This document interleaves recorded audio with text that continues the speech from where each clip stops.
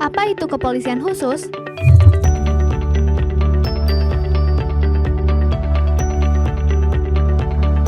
Berdasarkan Peraturan Kepolisian Nomor 9 Tahun 2021, kepolisian khusus yang selanjutnya disebut Polsus adalah instansi dan atau badan pemerintah yang oleh atau atas kuasa undang-undang diberi wewenang untuk melaksanakan fungsi kepolisian di bidang teknisnya masing-masing.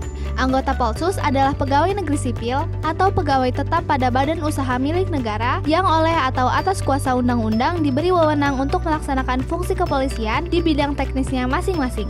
Polsus merupakan salah satu pengemban fungsi kepolisian yang membantu Polri di bidang pemeliharaan keamanan dan ketertiban masyarakat, penegakan hukum, perlindungan, pengayoman, dan pelayanan kepada masyarakat sesuai dengan ketentuan peraturan perundang-undangan. Contoh Polsus adalah Polsus Kereta Api, Polsus Kehutanan, dan Polsus Pemasyarakatan. Polsus bertugas melaksanakan pengamanan, pencegahan, penangkalan, dan penindakan non-justisial sesuai dengan bidang teknisnya masing-masing yang diatur dalam peraturan perundang-undangan yang menjadi dasar hukumnya.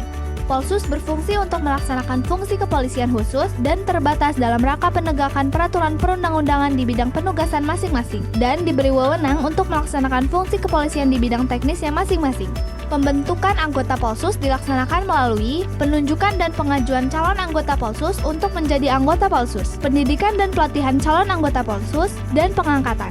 Persyaratan bagi Polsus: PNS atau pegawai tetap pada BUMN, TNI atau Polri yang telah diberhentikan dengan hormat dari Dinas Polri dan direkrut oleh instansi yang membawahi atau memiliki anggota Polsus, pejabat eselon pada instansi pemerintah yang memiliki atau membawahi anggota Polsus. Khusus untuk PNS atau pegawai tetap pada BUMN, pendidikan paling rendah SLTA atau sederajat dan atau golongan 2A, kecuali yang memiliki keahlian khusus sesuai tugas dan fungsinya dengan golongan paling rendah 1D. Untuk TNI atau Polri, harus memiliki keahlian tertentu, sehat jasmani, dan bebas narkoba yang dinyatakan dengan surat keterangan dokter. Penunjukan dan pengajuan calon anggota Polsus dilakukan oleh pimpinan instansi dan atau badan pemerintah yang memiliki dan atau membawahi anggota Polsus kepada Kabaharkam Polri melalui Kakorbinmas untuk tingkat pusat atau Kapolda melalui Dirbinmas untuk tingkat daerah.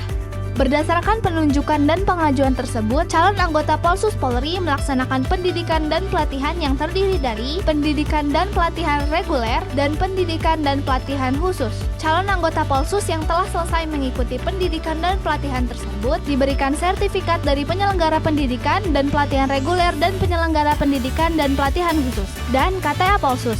Selanjutnya, calon anggota Polsus yang telah memiliki sertifikat dan KTA Polsus dilakukan pengangkatan untuk menjadi anggota Polsus yang dilakukan oleh pimpinan instansi dan atau badan pemerintah yang memiliki dan atau membawahi anggota Polsus berdasarkan surat keputusan dari pimpinan instansi dan atau badan pemerintah tersebut dan dilaporkan kepada Kakorbinmas Baharkam Polri.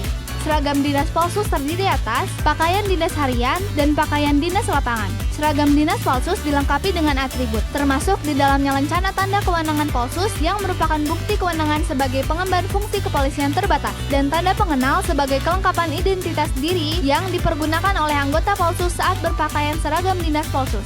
Bentuk dan warna seragam dinas anggota Polsus ditentukan oleh instansi dan atau badan pemerintah. Warna seragam tidak menyamai dengan warna seragam dinas Polri dan atau TNI, dan selanjutnya dilaporkan oleh pimpinan instansi dan atau badan pemerintah yang memiliki dan atau membawahi anggota Polsus kepada Kakorbinmas Baharkam Polri. Anggota Polsus dapat diberhentikan karena meninggal dunia, mencapai batas usia pensiun, tidak lagi mengemban fungsi Polsus, tidak lagi menjadi pegawai negeri sipil atau pegawai tetap pada instansi dan atau badan pemerintah, mengundurkan diri atas permintaan sendiri sebagai anggota Polsus atau pegawai negeri sipil atau pegawai tetap pada instansi dan atau badan pemerintah yang memiliki dan atau membawahi anggota Polsus, melanggar kode etik yang berlaku pada instansi dan atau badan pemerintah yang memiliki dan atau membawahi anggota Polsus, dan atau melakukan tindak pidana yang ancamannya di atas 5 tahun dan dijatuhi hukuman yang telah berkekuatan hukum tetap. Kapolri melakukan koordinasi dan pengawasan terhadap pelaksanaan tugas dan fungsi kepolisian yang dilakukan oleh anggota Polsus. Koordinasi dan pengawasan terhadap anggota Polsus dilaksanakan oleh Direktorat Pembinaan Potensi Masyarakat, Korps Pembinaan Masyarakat Baharkam Polri untuk tingkat Mabes Polri, dan atau Direktorat Pembinaan Masyarakat untuk tingkat Polda.